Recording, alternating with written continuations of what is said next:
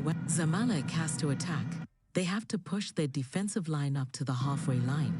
And what does that leave behind them? SPAC. Acres of beautiful green space. And who loves space more than anyone? Ashley Dupree's. This is the game plan, family. It's simple. Absorb the pressure, win the ball, look up, and launch it long. A 50-meter pass into the channel. Let Dupree's chase it. If he gets one-on-one with their keeper, that is our moment.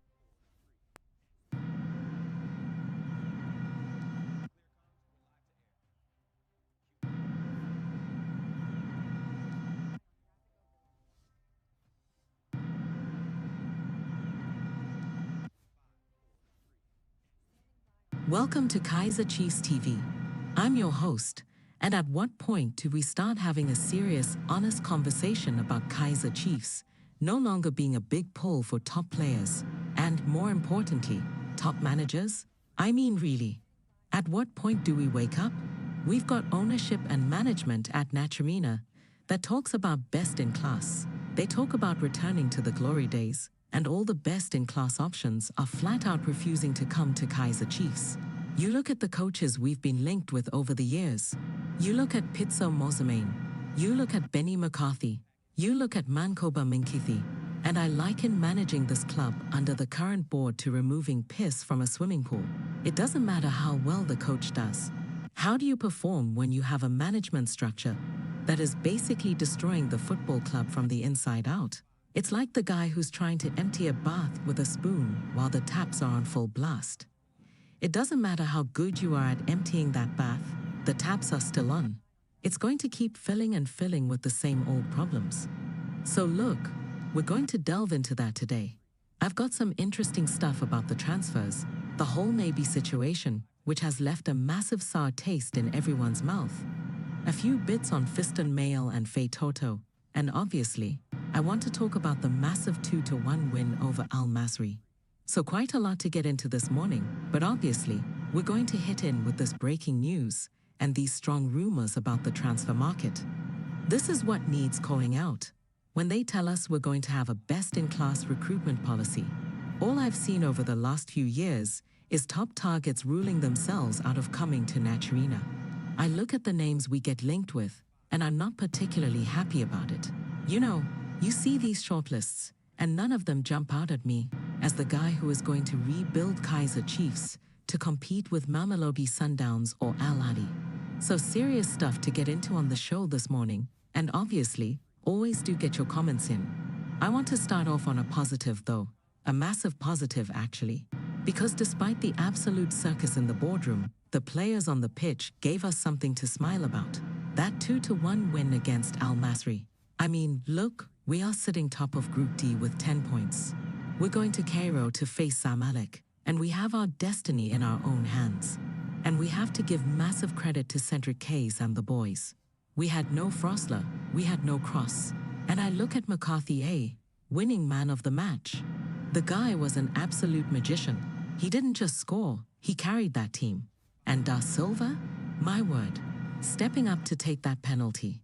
Ice water in his veins. The defense was a masterclass.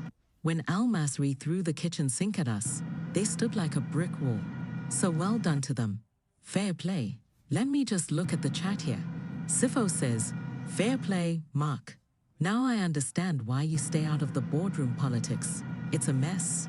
Thabo says, let's accept this debacle willfully. The vision is distorted. And Jabulani says, the elite players avoid Kaizer Chiefs because the owners are cheap. Well, look, Jabulani, I've heard this from you guys for so many years that Kaizer Chiefs are going to hit a point where they don't get players or managers anymore. Like, they'll use up the goodwill of the badge. And I never really believed it because I always think that players are egotistical. Even though the writing is on the wall, they'll see the gold and black shirt, they'll see the millions of fans, and they'll say, I can be the one to fix it. However, I think you're right.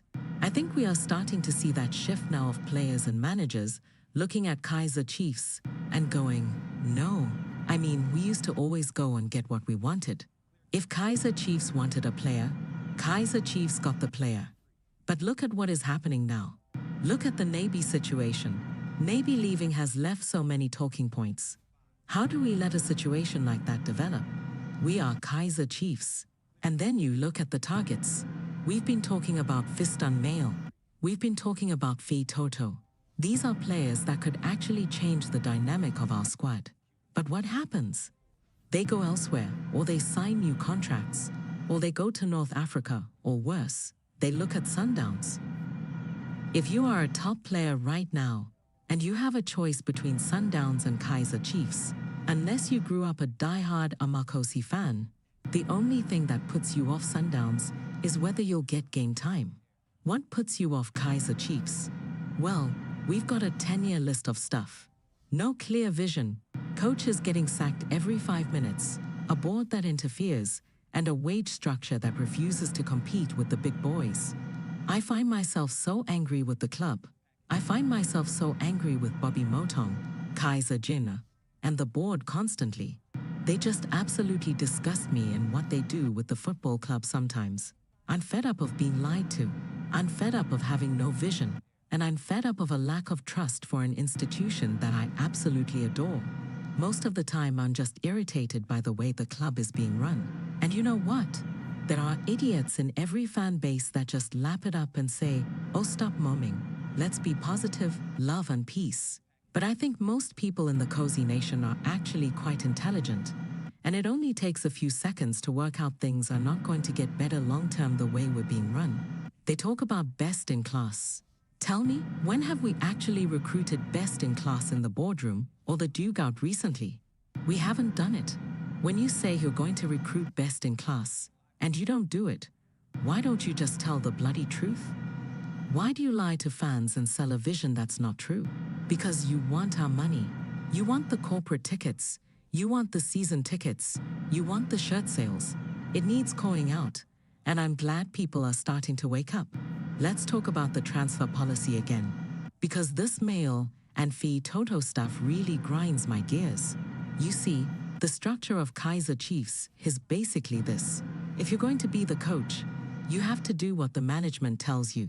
You have to accept the players they buy for you. You have to be a puppet. And that is why top-tier managers won't come near us. They don't want managers who will challenge them. They want yes men. They want puppets. And that's what they mean by best in class. They mean the best coach who will sit there and take orders. If you go shopping this afternoon, right? Let's say you're cooking a massive Sunday lunch for the family. You might go to Woolworths. You might go to a high-end butchery in Santon to get the best meat, get good ingredients, and cook it all yourself. You go for what you perceive to be best in class to cook the best meal possible. Kaizer Chiefs management, they are going to the discount aisle at the local spaza shop. They are not going to the top places. They're lying to you. They've got financial parameters they refuse to break, and then they try to sell us these bargain bin signings as if they are the next Dr. Kumalo. It's an insult to our intelligence. Let me just catch up on a couple of super chats. The Proud Cozy says, what do you think about bringing in a European head coach?